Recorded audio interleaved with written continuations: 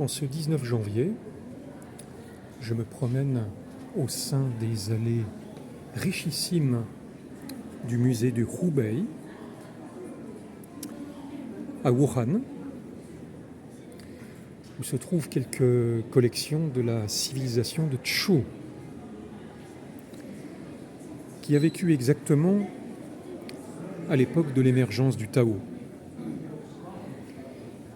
Lorsque soudainement, je tombe sur un visage sculpté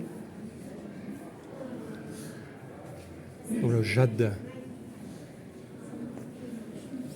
Il s'agit en l'occurrence d'un visage primordial. Le visage primordial au sens traditionnel du terme, c'est-à-dire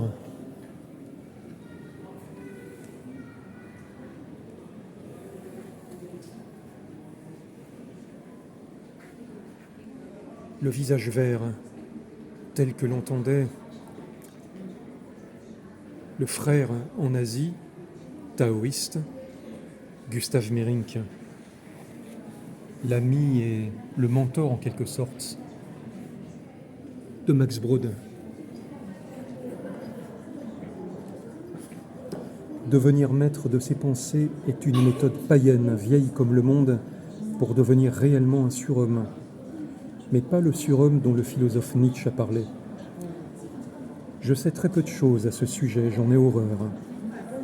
Au cours des dernières décennies, il s'est introduit en Europe toutes sortes d'informations venues de l'Orient au sujet du pont qui mène à la vie.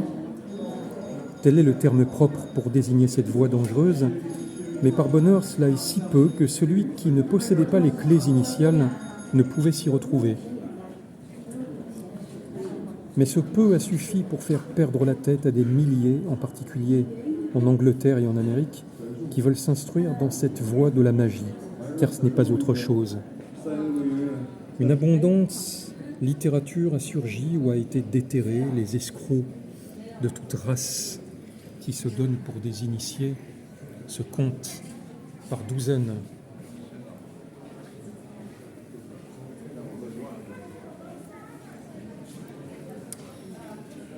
Dieu merci, nul n'a encore trouvé où pend la cloche qui cause tout ce bruit.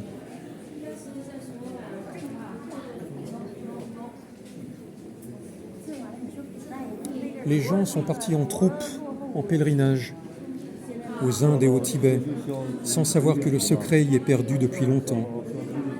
Encore aujourd'hui, ils se refusent à le croire. Ils ont bien trouvé là-bas quelque chose qui porte un nom de ce genre, mais il s'agit d'autre chose qui finalement ne conduit toujours qu'à la voie de la faiblesse dont je parlais tout à l'heure. Les quelques écrits originaux qui existent sur ce sujet paraissent tout à fait sincères, mais en réalité dépouillés de leurs clés. Ils constituent le meilleur moyen de protéger le voyageur.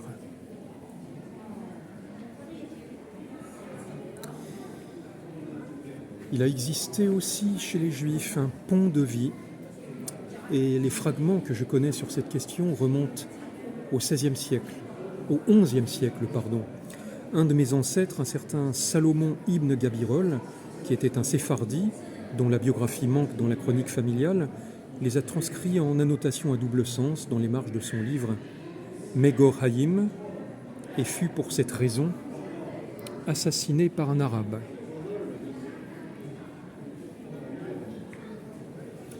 On raconte qu'il existe en Orient une petite communauté qui porte un manteau bleu, fait remonter ses origines à des émigrés européens, des disciples des Rose-Croix, et possède le secret dans son intégralité. Ils se nomment eux-mêmes Parada, c'est-à-dire celui qui a réussi à atteindre l'autre rive. Et interrompant ma lecture, me voici devant peut-être l'un des plus anciens exemplaires du Tao d'origine.